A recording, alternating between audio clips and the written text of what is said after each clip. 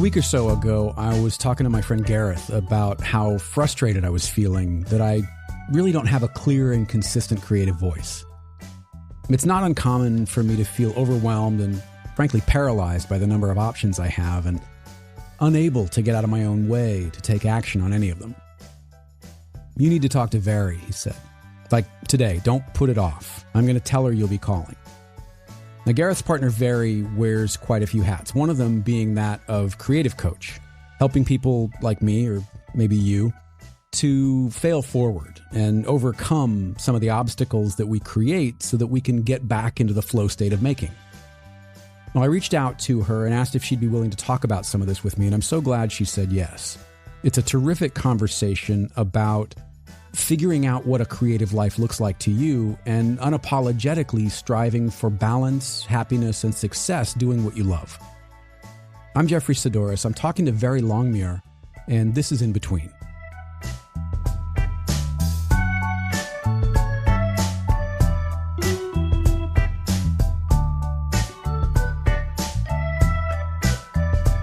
You are one of those people, Vari, who wears a ton of hats. And one of the things that I fear, and I did a question about on Instagram a few weeks ago, asking people what some of their creative fears were, and I got really wonderful responses. But one of my own creative fears, and it's not even really a creative fear, it's just a fear, is being somewhere where I don't know people, and they ask, "So, what do you do?" Yeah, the dreaded question of right. What do you do? How do you answer that question with as many hats as you wear? Do you identify with one pursuit more strongly than another, or how do you answer that question? Yeah, such a good question, because it's something that, as a creative in general, that I've struggled with a lot, especially in those moments of transitioning from, kind of one area into another, even within that creative umbrella. So when I'm asked at the moment in my career, where I am right now, I tell people that I'm an illustrator and I'm also a coach to other entrepreneurial creative types to help them create a business and a life that they love, that sustains them and creates a beautiful lifestyle for them without sacrificing what's important to them. That kind of blows my mind, because I mean, the fact that you can figure it out. First of all, the people that have it figured out, I am hugely respectful of.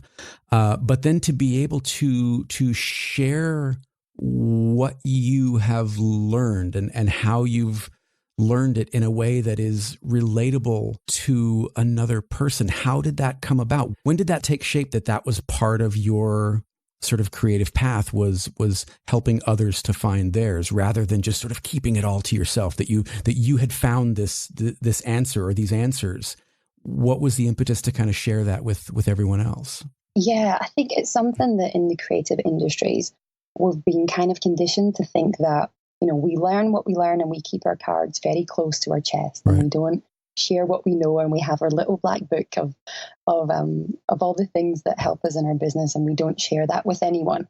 And I think that comes from a real scarcity mindset of, there's only so many pieces to the pie, and if I tell you the secret to how I get mine, then it means there's going to be more for you and less for me. And I've kind of never really connected with that idea. I've always been that person who's desperate to tell people about books they should read and programs they should take and podcasts they should listen to. I'm kind of that person that's always like, go do all these things. And, I've always been someone that's shared what I've learned along the way. And certainly for me, as I started to learn and grow within my own business, and first of all as a graphic designer, and then transitioning into doing more illustrative type work, I just felt this real natural need to kind of share my story, because I could see so many other creatives who were struggling with the same things that I was struggling with. This idea that we just need to, work harder to make more money, and that idea of being the struggling, starving artist. We have to either choose our creative pursuit or we choose to make good money, but those things, can't come together. Sure, rarely do they intersect. Yeah.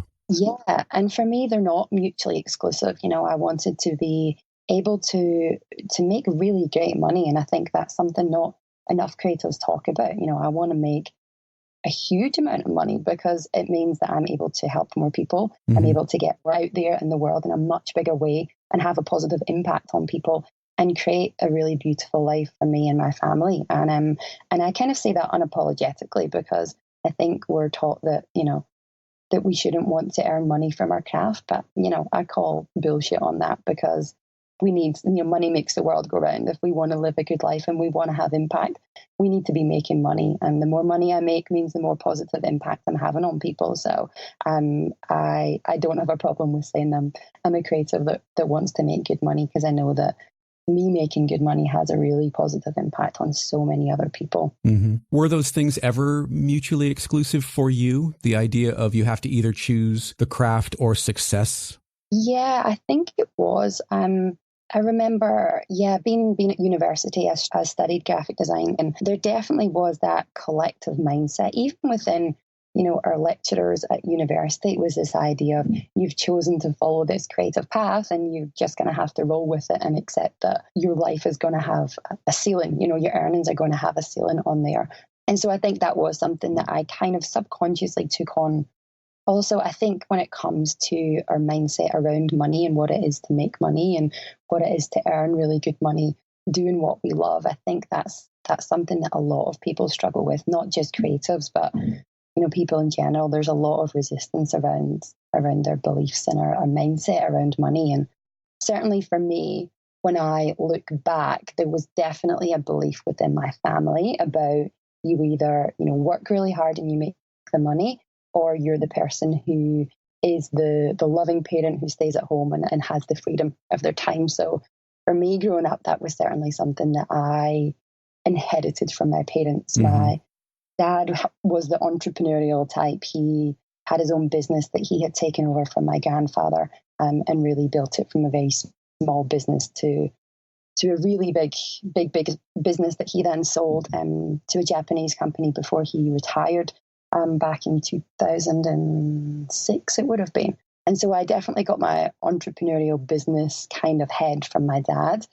But then my mum, when she had my older brother at 24, she gave up work and she was very much the stay-at-home mum. So she was the person who, you know, looked after the house, who looked after us three kids.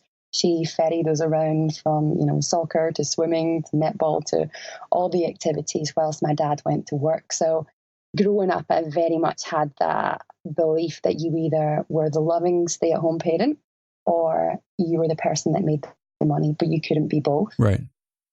And so that was very much something that I kind of had to work through once I started to get some traction in my business, that this was still a kind of niggly little belief in the back of my mind that I couldn't have both. And I can see in reflection now how I would hold myself back from opportunities because I was still believing that, well, if I make all this money, it means there's less time for me to be a parent, to be around my kids and to be that mother that I wanted to be to them. So I think there's, lots of resistance comes up around those ideas of how we identify as a creative and as someone who has that business drive in them and who wants to kind of not necessarily be a trailblazer, but craft their own path and follow their own path. I think certainly something that there's a bit of tension in there.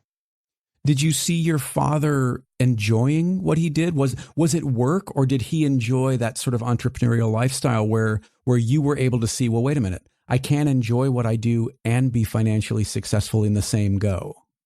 Yeah, that's really interesting, actually, because my dad loved what he did. He loved his work. But it came at the expense of not having a particularly connected relationship with his kids when they were young. I think my dad was someone who didn't necessarily know how to be a very active and emotionally available father when we were kids.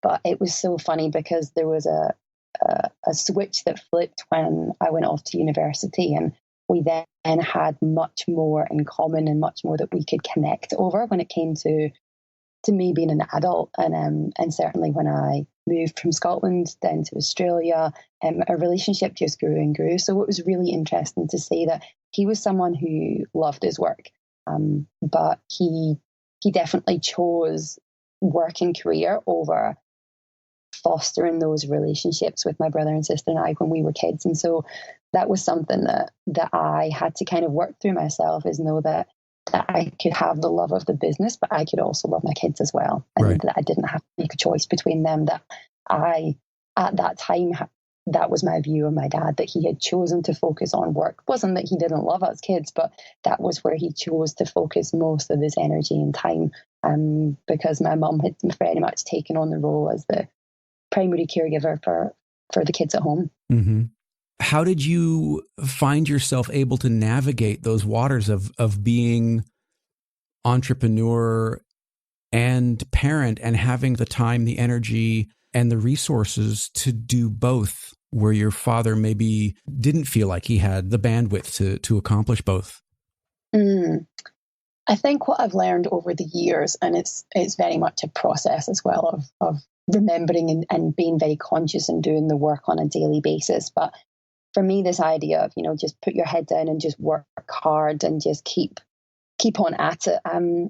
I've never really subscribed to that idea. Like, I'm definitely someone who likes to work hard, but not at the sacrifice of other things in my life. So for me, it was about getting really, really structured with how I spent my time. And I know structure and routine and following a schedule is not a plan of the creative. We don't like it. We like to think that we can just, work when we're inspired, and that the muse will come and meet us when we're ready. We can't. We can't. Absolutely. And I think what I've learned is that inspiration comes through doing the work. Right. If we sit there and wait for inspiration to come, it's not going to come. But once we start doing the work and we start to try things out and fail our way forward, that's when inspiration comes, because we see what's working and what's not working, and we get momentum in our businesses once we actually start doing the work. And I think I could see it in myself that I was guilty of sitting back waiting for that, divine download to come and tell me what I should be doing with my life, but it never quite came. So I thought, well, let's just try stuff and see what happens. And so for me, having structure, having very clear goals set, and having a very definite plan has really completely changed my life from a creative and business point of view, and also in my relationships with the people that are close to me. I'm probably the person I know that gets the most done and has the most free time, because I've got this real great structure that just works, and I've got a way of keeping myself accountable moving forward. And it's certainly not always been the case. I was someone that just wanted the end result, but didn't quite know how to get there. But certainly with the work that I do with clients, I see it all the time that people, they feel like they're trying things and they're not working. And so they give up and they jump ship and they change the goals and they change what it is they're working towards. But for me, it's about, having this really definite goal that I'm working towards, and then just making it virtually impossible for me to not achieve it, because I'm someone who's just willing to try everything until it eventually works. And I think that's the difference that a lot of creatives, because our work is so close to us and it's so personal, that any perceived failure just has us shut down, and we just don't want to put ourselves out there. We don't want to experience the potential embarrassment or humiliation or shame or guilt that comes with having done something and having failed. Right.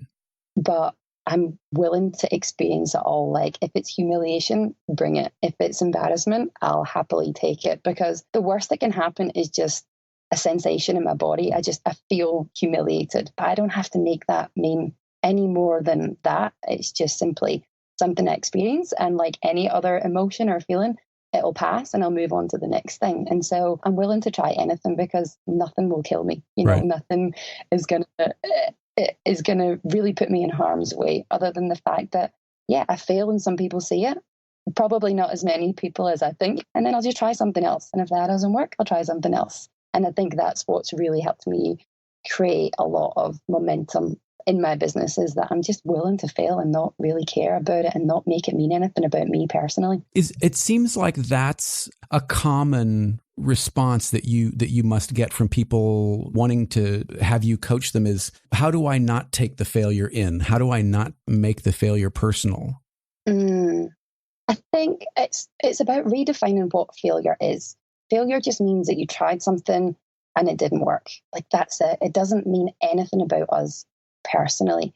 And it's this idea that you've got to make all these failures to get to that point. I think anyone that's done anything of any great note has failed massively along the way. Sure. But we don't see failures as a fan of the work. We look at people whose work we really admire and what they're doing in the world we really respect. But we don't see all the failures that have come before that, because not that many people were paying attention when they were failing. It's only now that people are paying attention, that they've failed their way forward, that we think there's some kind of special unicorn that's just, come up with an idea and it just was this instant overnight success. But it's not the case. They've failed massively along the way. And it's about having that resilience to allow yourself to fail and to not make it mean anything about you personally, and to know that failure is just a step in the right direction. It gives you clarity on what's not working, so you know more of what is going to work. It's a way of refining what you're doing and moving forward. And for me, it's just part of the process. Mm-hmm. What are some of the common, when potential clients come to you asking for your services, what are they looking to gain? What are they looking to learn from you that they're not seeing or being able to do in their own lives? One of the big things is they tell themselves that they're someone who's a procrastinator, that they want to do things. I'm one of those. Definitely one of the most common. And people also with creators, they've got so many ideas, they don't know which one to focus on. Oh, I'm that too.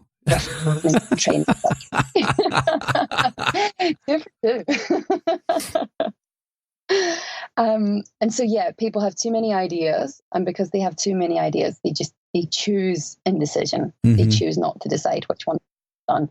And that's really a big part of my work, is that people have so many ideas and they're frightened to choose one in case it's the wrong one. Right. But my philosophy is there's no such thing as a wrong idea, because you might try it and it won't work and you'll try something else.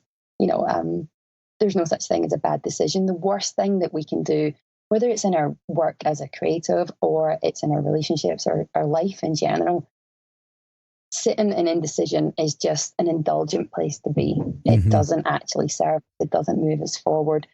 And it is actually a choice. People think they struggle to make choices, but choosing not to choose is actually a choice. Right. We're just choosing to stay in indecision. We're choosing to stay confused. We're choosing to feel overwhelmed.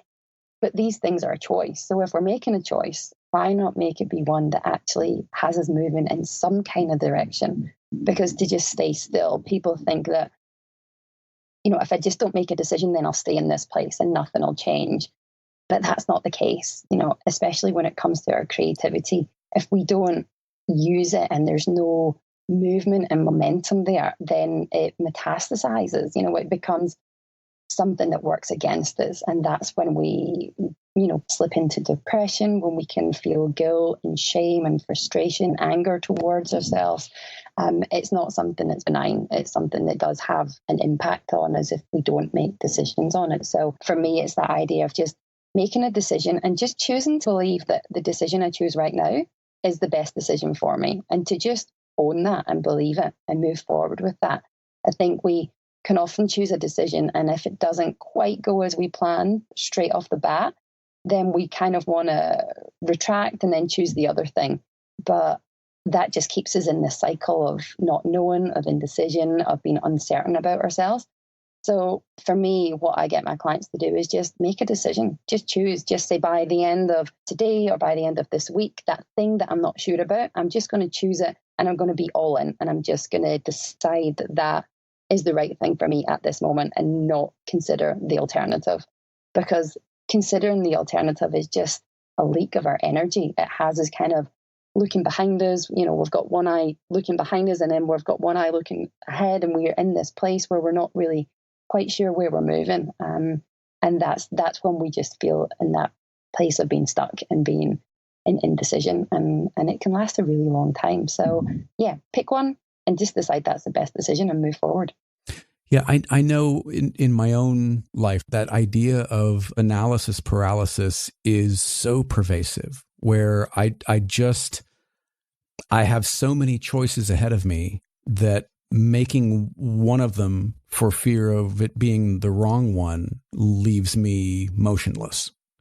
And if I do something as simple as just even in the last couple of weeks, just starting to use a calendar again and scheduling things, it's almost like I'm taking the decision making out of the process, because I look at it and I go, okay, it's on the calendar. I've got to do this, this, and this today. It's almost as if I don't give myself the time to second guess it, because I've only got X number of hours in the day and I've got to get these things done. And I can't spend that time vacillating back and forth on whether or not I should get it done because it's on the calendar. So obviously I thought it important enough to put it there in the first place. Absolutely. Absolutely. And I love that idea. And I love that you touched on calendar, and because it's such a massive thing and it's something that I resisted for a really long time. Calendars were not my friend because I'm like, oh, I'm creative. I don't need a calendar. Right. Calendars are the best friends of creatives, let me tell you.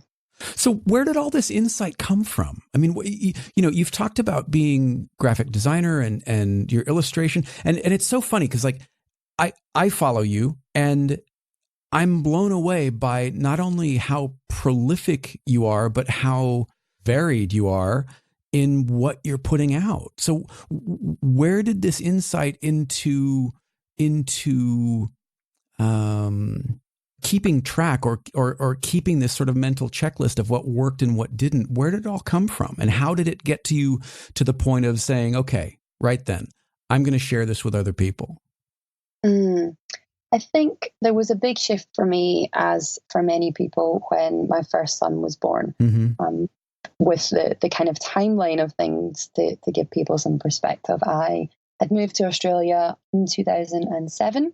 Gabriel was born 2009. And so for those 2 years, I had been working as a graphic designer for IMG, the sports and media marketing company. So I was doing all the branding and graphics for all of their events within Australia and within Asia as well, which for me on paper was like my dream job. You know, I was involved in sports and fashion and events. I got to be creative. I worked with an amazing team.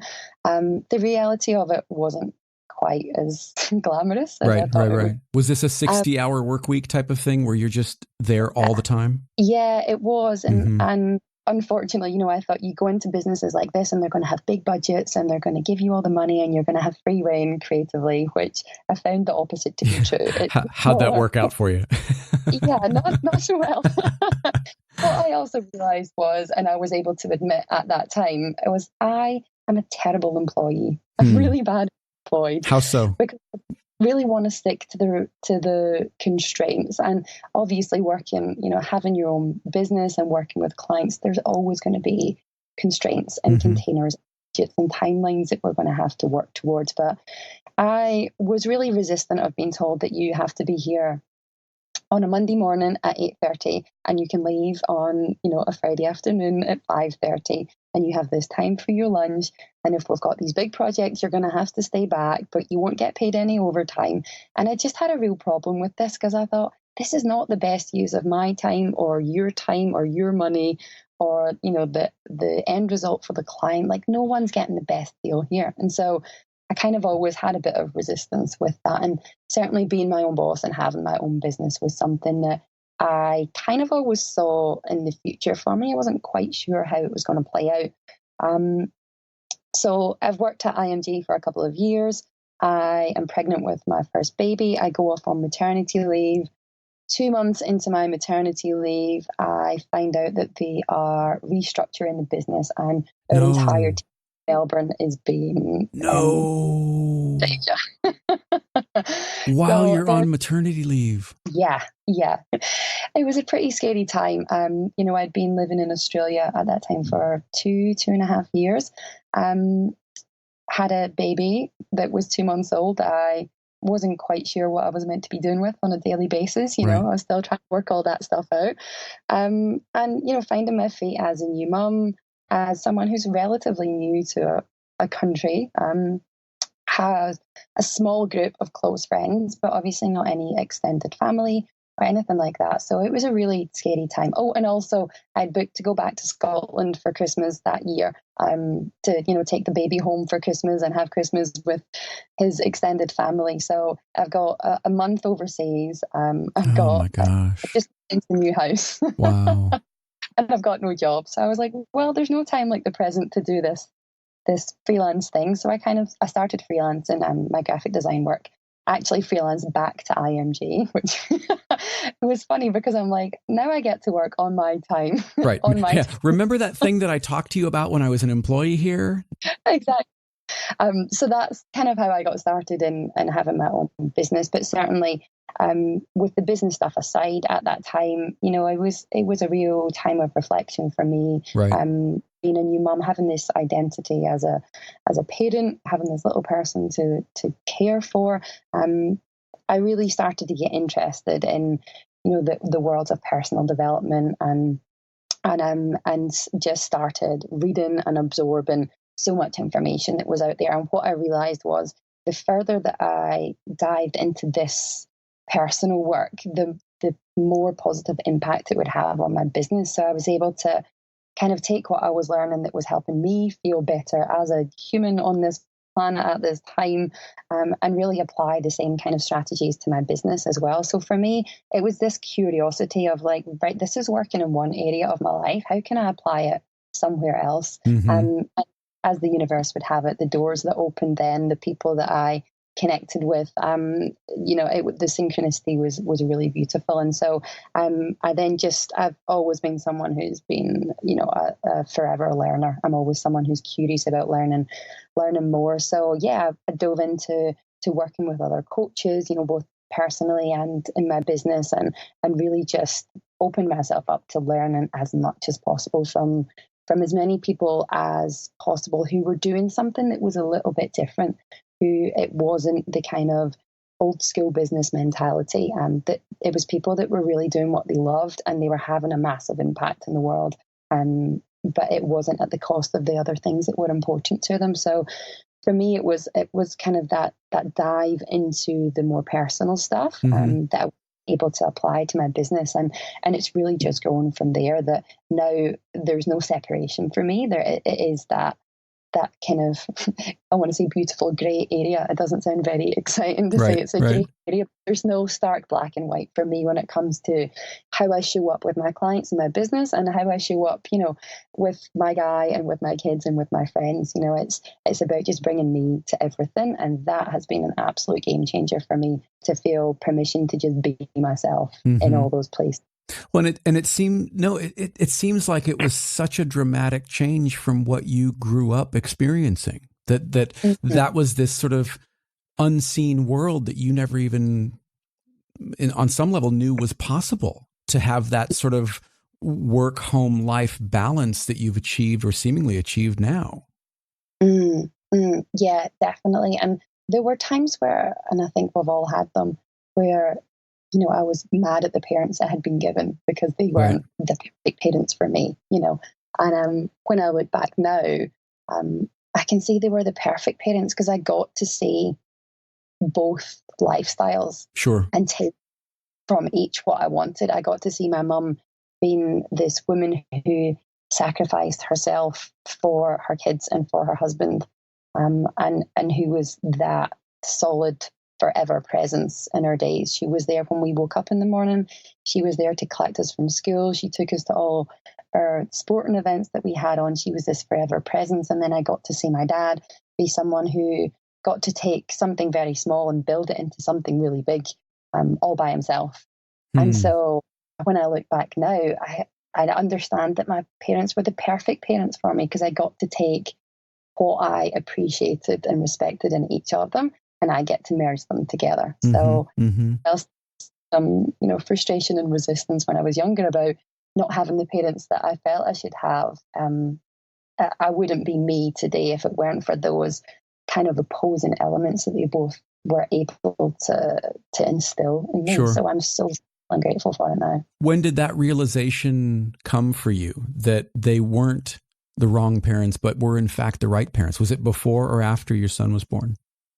I think it was after my son was born, because I think when kids come into our lives, whether they're, there are biological kids or kids come into our lives through other people, I think we look at our parents and we kind of let them off the hook for a lot of shit that they did that we blame them for. Right. We can see that our parents are just humans and they were just trying their best. They were trying what they thought was the best. And maybe the things that we felt they were lacking, they just didn't know how. They just didn't have the awareness of. And so there was definitely a shift in perception of who I expected and wanted my parents to be once I became a parent myself, because I could say that, I certainly don't get it right 100% of the time as a parent. And that's certainly something that I speak to my boys about is, if I don't know something, I'll tell them, I'm not quite sure. Let's work it out. Right. Or if I do something to upset them, then to be able to say I'm sorry. These are things to be able to own the behavior. Sure. Yeah, and it's something I didn't feel like I kind of got from my parents. They were more of that, kind of do as I say, not as I do kind of parents, which I think was quite common. I grew up in the 80s and 90s, and I think it was quite common, but it was this kind of unwillingness to let the guard down, because to be the parent, you had to be the authority figure. But certainly for my kids, like I want them to see me fail. I want them to see me mess up and be able to apologize and to make amends and to own my part in things. And I think that's been really useful for me as a parent, to kind of let go of some of that idea of what I think a good parent should be. I wonder if it's a generational thing, at least partially, that our parents, for some reason, had to be or tried to be seen as infallible, tried to be seen as having it all under control and having, all of their stuff together when privately it may have been anything but. Yeah. And I know when I look at the experiences of my parents, it was very much this facade of success and happiness. It was all about, if it looked happy and successful on the outside, then that was the success. You had created a good life. It didn't necessarily matter how you felt internally. That as long as it looked good to everyone else, then you were doing well. And I think that for me was a generational thing. Growing up in Scotland in that time, it was very much this kind of like outward show of success. Whereas now I feel like there is a bit of a shift, and it's a much more open, messier way of parenting, which it doesn't necessarily sit comfortably with that generation. I know there's been times where I've made decisions that my mum has had a really strong reaction to, and it comes from a place of fear for her, or a place of her feeling like perhaps she didn't have the same opportunities available to her at that point, and fear of me making choices that she didn't have. I think there's some resistance that comes up there. But I think, certainly this generation of parenting seems to be a lot less pressure on ourselves to conform to the idea of what it is to be successful. And it's a lot more of a kind of get your hands in the clay and just, see what we can make with what we've been given. Sure. Have you and your mom ever had that conversation about sacrifice, and about, has she ever talked about some of the things that she felt she maybe didn't do or didn't dive into as fully because of the situation of what it was like to be a parent then? I think so. I saw my mum, my mum was a hairdresser, and she stopped working full time when she had my brother, when she was just 24. She was young. And she didn't go back to work, and it's because her role was then to be at home, and my dad went off to work, and she saw her role very much as being there to facilitate my dad's growth in the business. Her job to take care of the family so he could focus all his attention over there.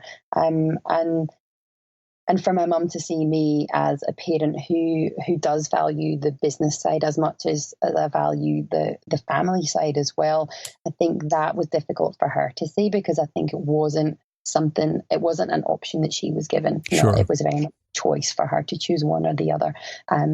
And she would say now that she absolutely made the right choice, which, I think it's fantastic to look back into, to to kind of back yourself and know that that's exactly how it was meant to play out. But certainly for me to give up one for the other just wasn't an option. It wasn't gonna be how my life was going to play out. And so there was definitely a bit of contrast there between, you know, my mum's reality and her choices versus mine. Mm-hmm. Mm-hmm.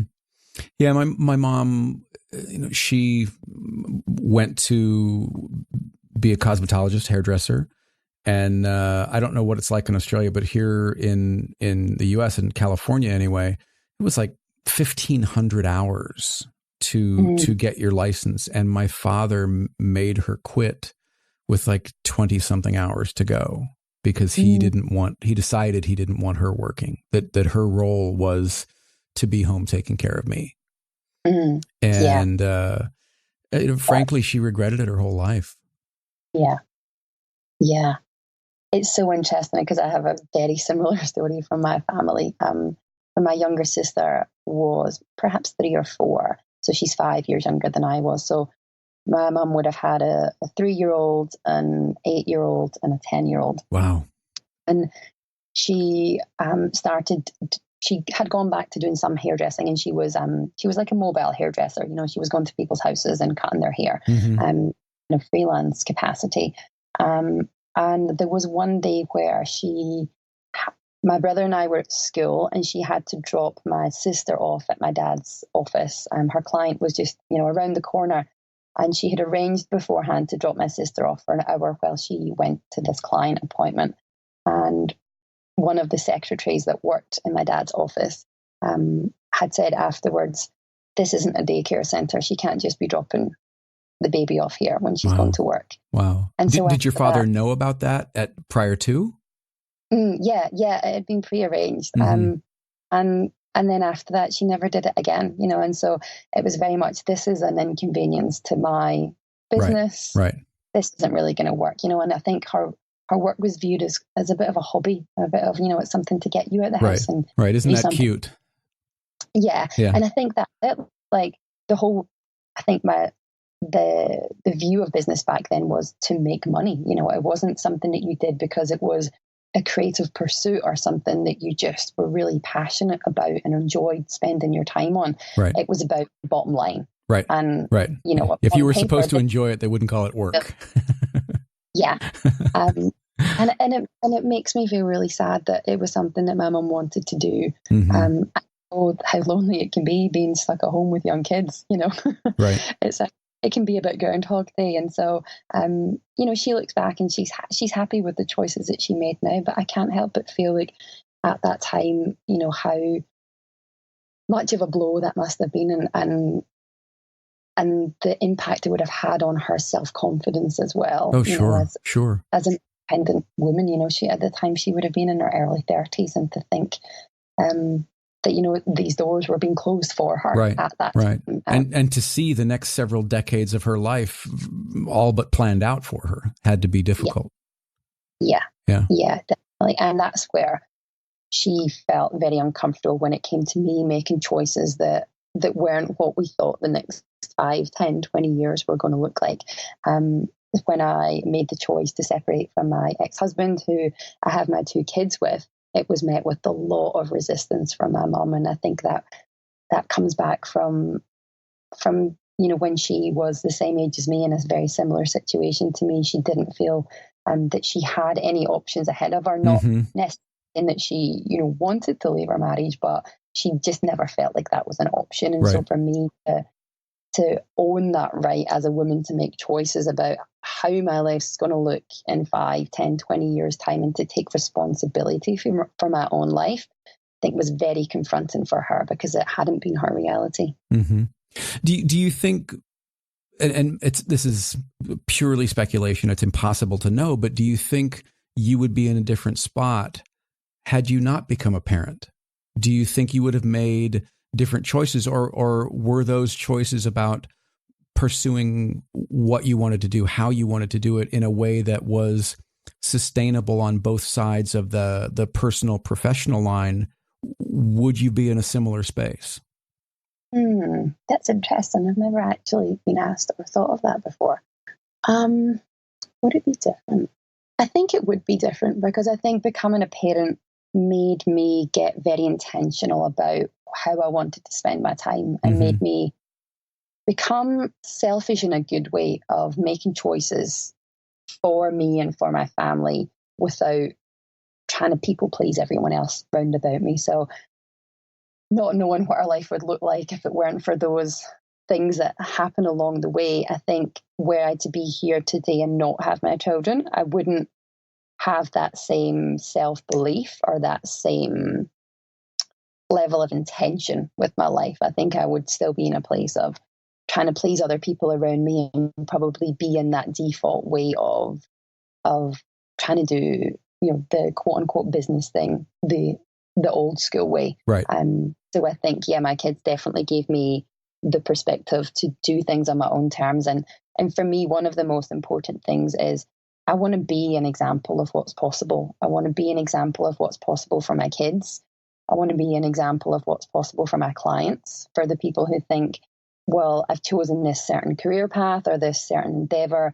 I'm just going to have to deal with the cards that I've been dealt. And for me, that's why it's so important that I am a creative and I work with creatives, because I want to show them, this is what I've applied to my own life and this is the result it's had. And I want to be able to help facilitate not this necessarily the same changes or the same results, but what's important for my client. Like, what is it they want? And let's move forward towards that. And rather than going after what other people have kind of expected for them, or they've subconsciously expected of themselves, but it's actually not something they're even interested in. Right. We spend so much time going after things that we couldn't give a shit about when we really think about it, because we're told to think, well, this is the road that you should be on. This is where you should be traveling. You should be trying to do a solo exhibition. You should be trying to sell your work online. You should be doing workshops, like whatever it may be. Like, that might be true for you, but maybe that is of absolutely no interest to you. Maybe you want to do something completely different. And it's about really owning first of all, recognizing what it is you actually do want to do, because so many people have no idea what they want to do, get no intention for what their life is going to look like. And if we don't know what it's going to look like, how on earth are we meant to make choices that are going to move us closer to that? Right. So I think the first thing is just to get super clear about what you actually want your life to look like. Do you want the car and the house and the 2.4 children? Because if you do, then that's fantastic. But maybe you want to have a small little apartment that you can then, take off 6 months of the year and go and travel. Maybe that's your idea of the dream life. And so, going for the corporate job is not going to suit your lifestyle. So I think it's getting clear on what you actually want to do in your life, and then making choices that are aligned with that and aligned with your priorities. Because I think we're not clear on that. And that's what keeps a lot of people stuck in that indecision, is they don't actually know what it is they want. And it is that common. You find that people that come to you really don't have a clear idea of what they're after, but they're expending all this sort of time and energy trying to get somewhere without really defining where they want to go. Yeah. What I found is that people go after the goals that they set because they think that they'll feel a certain way when they achieve the goals. So if it's having your solo art exhibition, people go after that because they want to feel successful, they want to feel validated, they want to feel excited about the work, they want to feel creative. But we've got it back to front. We can feel those things right now if we want to feel them. We can just choose to feel successful, and we can choose to feel accomplished. And when we know how we want to feel, then we can get intentional about how we then manifest that, how we then put that into practice in our day-to-day life. So, we've got it back to front. We go after the thing because we think we'll feel a certain way, when actually we can just choose to feel that certain way and then decide how we go about that. And that's one of the core things that I see people, slipping up on all the time, is this outward need for things to be a certain way in order for them to feel the way they want to feel. But we can just choose to feel that right now. We can choose to feel successful about ourselves without other people telling us that that's the case. See, that's a tough one for me, if I'm being honest, because I And maybe it's years of sort of almost conditioning that you have to have the body of work, the street cred, the reviews, you have to have the external validation before the internal validation matters. There has to be some sort of external markers or criteria that have somehow been met before you have earned the ability to be happy or be proud of the work or whatever it is.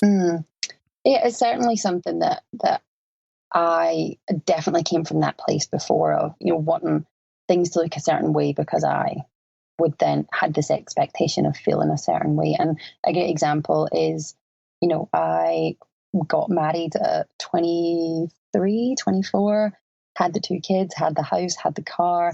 On paper, everything should be perfect and I should feel happy and successful. Right. And I've never been more lonely in my whole life than I was at that point. Wow. In a huge big house, in a beautiful area, and felt so deeply lonely and disconnected from myself.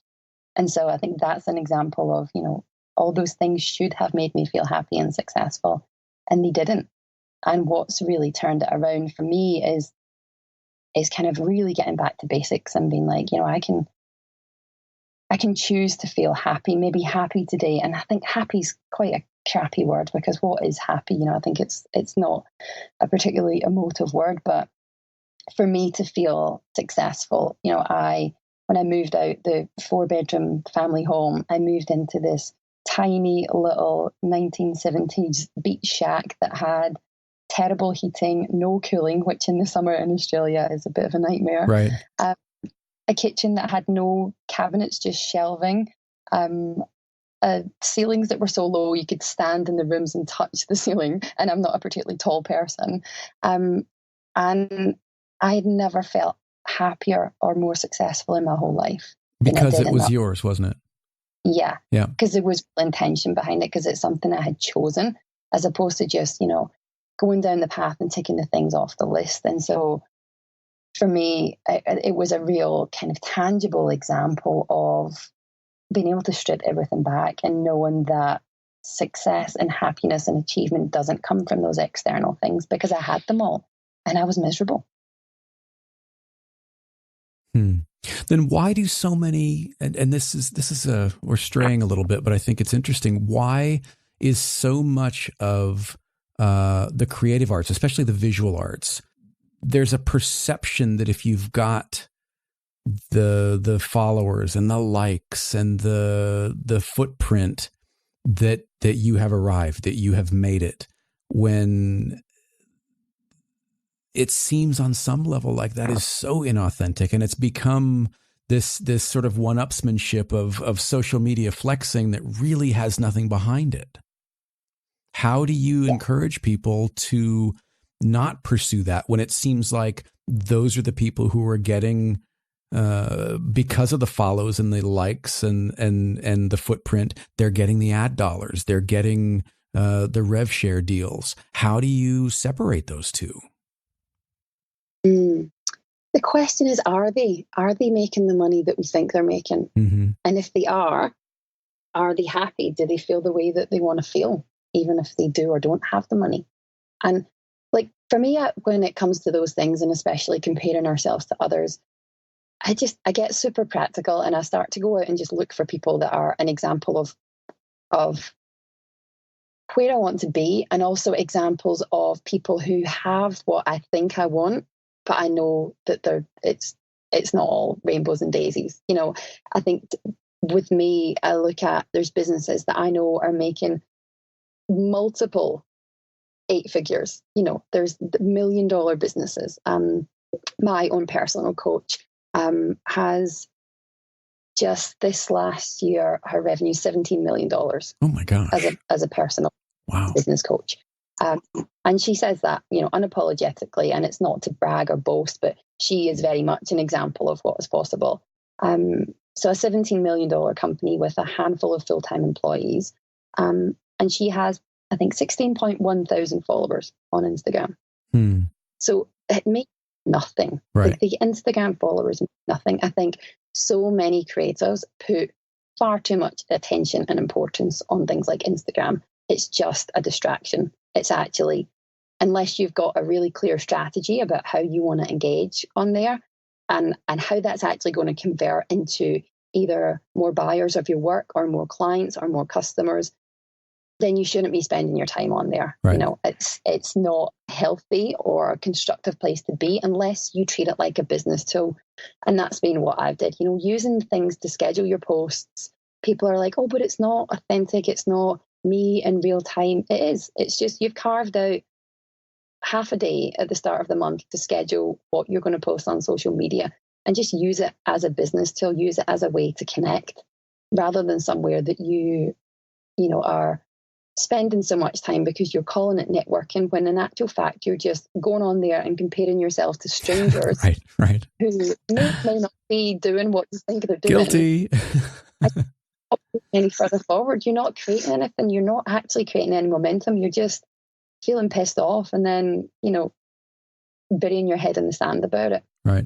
So I think when it comes to, you know, examples of people that have made it online and have huge followings, they're not necessarily doing the work that they love and they're not necessarily living the best life. Some people are. Some people have, you know, millions of followers and are truly happy in doing what they love.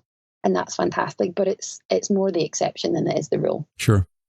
Do you think you can be a new creative professional, establishing a new presence as a creative professional and not use social media and still be successful? And just ignore it completely, or is it? Have we gotten to that point where on some level it is a required tool for promoting the work that you do? That rebellious part of me wants to say, no, you don't have to be on social media. You can just forget about it and pretend like it's not there. But then I know that it is an essential part of business these days, especially with my business, because it's not a typical kind of location dependent business that it is. I have global reach. Most of my clients are in different parts of the world and we connect over technology. So certainly the online space is a gateway to connect with those people that, you know, aren't necessarily at networking meetings or conferences that you're going to in your town or in your city. But I think having a presence is important, but how much of your personal presence and how much of your personal life that you put out there, I think is at your discretion. You know, if you are going to be on social media, you can be on it in a way that is aligned with you. You can take time off and the world isn't going to come to an end. You can come back. I think consistency is important, but you can also choose to take some time off if you need to kind of reconnect with yourself and refocus on where you're going, because it's an easy place to get distracted. And we all can see that the more time we spend on social media, the less work we're actually doing in the world, the less output we have, and the more negative we feel about ourselves. So I think it is directly proportional. Sure. But with regards to having a presence on social media, I think it is an important part of business. I do know a couple of businesses who are in the creative space and who don't have any presence, but I think that's unusual. And I think that's businesses that kind of were established before. Sure. Agreed. Things like Instagram became as important as they are. But I think you have to be on there, but you can do it in a way that works for you and is aligned with you. Yeah. There are some old school kind of photographers and artists and illustrators that don't have direct presence. Their gallerist or you know, their studio may have a presence, but they themselves really kind of stay away from it. And to your point, it does become just a tool of here's where the next show is, or here's the latest body of work. And I think that's an interesting discipline to. It's almost removing this. Well, it's removing the personal socialness from the media, but still retaining. It becomes more factual than emotional. Do you know what I mean? Yeah, and I think for me, the way I kind of approach Instagram is that very much what I post is about episodes of the podcast or, things, thoughts and ideas, and my illustrations is what I post. But then I use things like Instagram stories to have a bit more of a kind of insight into my own personal life, which I love sharing with my clients and with the people that follow me. I don't have a problem with that. And again, going back to that idea of it being that example, I want to kind of be a really authentic example of being able to have free time, but then also having days that are full on work days. And I like to be able to kind of document and share that with people, because I think it's an important part of what connects my clients with me, is that I'm not some guru that's got all the answers. I'm maybe just a couple of steps ahead of where they are. And that's all we need to have. We just have to have someone who is a couple of steps ahead of where we are, and they're moving in the direction that we aspire to. And so that's my kind of strategy around social media, is that I want to share that personal element in little snippets, in a really authentic way, but then also, have some content that is done in batches and is scheduled and ready to go. And so it's a business tool when it comes to that side of things. And I think you use it really well in that respect. We'll see a day at the beach. We'll see you on location doing illustrations, whether it's at a wedding or you're doing a mural, or, to your point, releasing a new episode of the show. So there does seem to be quite a bit of looking behind the curtain at your personal life and a lack of kind of separation between the two. And I find that fascinating, because there are multiple schools of thought on no, you have to be very purposeful, and you have to keep that separate. If you want to post your personal life, then, start a new account and post it that way. But your experience seems to be just the opposite, that if you're going to be authentic, then you have to be authentic across the board, not just authentic on the business side. You've got to be able to show both sides of that. Yeah. And I think I have a lot of clients who struggle with that, personal profile versus business profile. Mm-hmm. And my thoughts on that is, if it circles back around to what we were saying about there being no black and white, for me, my illustrative work and my coaching work and my life are all one. It's just me. And so for me, it feels inauthentic to separate the two, and it feels like hard work to separate the two, because they're not separate. They are the same thing. It's the same vibe and the same feel. I think different businesses would have different approaches. And, if you are a business that wants to build a brand to potentially sell on, then of course you're not going to be putting a huge amount of personal content in there, because your kind of big goal is to build it to a point that you can sell that business or sell that brand. But when it comes to individual creative, either artists or photographers, where your work is very much part of you, the person, then I think it's just easier just to have it all in the one. I think we overcomplicate things and think it needs to be much more complex than it actually is. But I think the easiest thing is just to be ourselves. It sounds stupid, but if we just stop trying to have a strategy for life and a strategy for business and just show up and be yourselves and do the work, then that's the easiest way to be authentic. Subscribe to Jeffrey Sidoris Everything in your favorite podcast app to get every episode of In Between, every iteration, and every process driven, as well as special one-off conversations, all in one feed. You can connect with me on Instagram and Twitter at Jeffrey Sidoris. That's JeffreySadoris, or on my website at jeffreysidoris.com. You can also send me an email at talkback@jeffreysidoris.com. I'd love to hear from you. Support the shows by sharing them on social media or by tapping the green donate button at the top right corner of the site. You can find Vari on Instagram at Vari Longmuir. That's VARILONGMUIR, or by visiting her website at varilongmuir.com. You can also listen to her podcast, appropriately titled The Vari Longmuir Podcast, in your favorite podcast app.